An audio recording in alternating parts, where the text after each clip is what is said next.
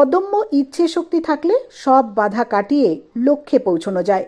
সেটাই করে দেখালেন কোচবিহারের এক টোটো চালকের মেয়ে পাপিয়া বর্মন।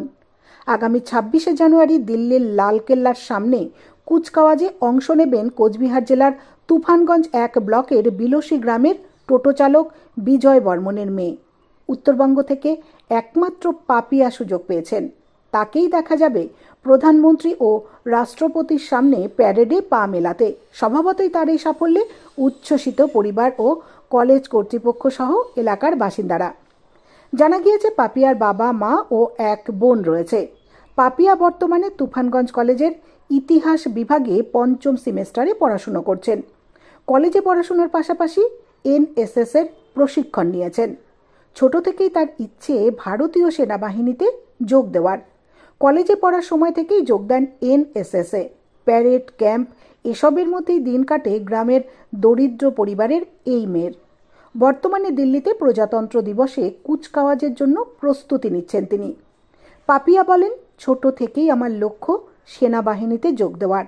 সেই স্বপ্ন পূরণের আগেই এত বড় একটা সুযোগ পেয়ে দারুণ ভালো লাগছে। গোটা দেশবাসীর সামনে ভারতীয় সেনাবাহিনীর সঙ্গে দিল্লির রাজপথে হাঁটব, এটা ভাবতেই শিহরিত হচ্ছি। এই জন্য বিশেষভাবে সহযোগিতা করেছেন পঞ্চানন বর্মা বিশ্ববিদ্যালয়ের programme coordinator doctor Prabir Kumar Haldar ও প্রশিক্ষক সৌরভ সাহা। এ বিষয়ে তুফানগঞ্জ কলেজের অধ্যক্ষ দেবাশিস চ্যাটার্জি বলেন, দিল্লির কুচকাওয়াজে আমাদের তুফানগঞ্জ কলেজের ছাত্রী পাপিয়া বর্মন অংশগ্রহণ করবে। ওর জন্য আমাদের কলেজ গর্বিত ও আপ্লুত। রাজ্য থেকে মোট 8 জন পড়ুয়ার দিল্লি যাওয়ার ছাড়পত্র মিলেছে। তাদের মধ্যে কোচবিহারের পাপিয়া অন্যতম। আগামী 31শে ডিসেম্বর তারা রাজধানীর পথে রওনা দেবেন।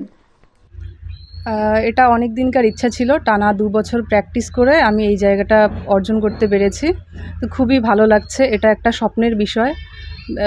2 বছর থেকে স্বপ্ন দেখার পর এই স্বপ্নটা পূরণ হচ্ছে। খুবই ভালো লাগছে। একটা অন্যরকম ফিলিংস হচ্ছে, কারণ স্বয়ং প্রধানমন্ত্রী সে সামনে থাকবে এবং রাষ্ট্রপতিও থাকবে।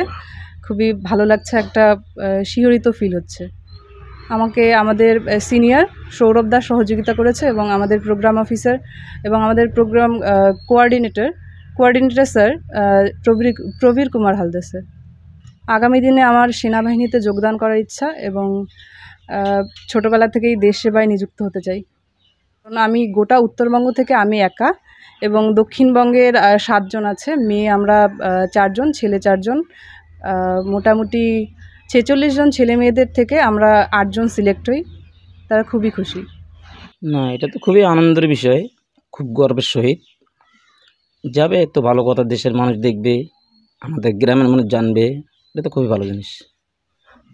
আমাদের সাধারণ পরিবার এখান থেকে মেয়েকে শ্রম দিয়ে হোক, যেভাবে হোক, মানে এই অবধি মানে নিয়ে গেছে আর কি।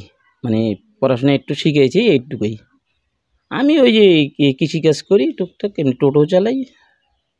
তুফানগঞ্জ মহাবিদ্যালয়ের 5th সেমিস্টারের এক ছাত্রী পাপিয়া বর্মন তুফানগঞ্জ মহাবিদ্যালয়ের পক্ষ থেকে দিল্লিতে 26শে জানুয়ারি যে প্যারেডের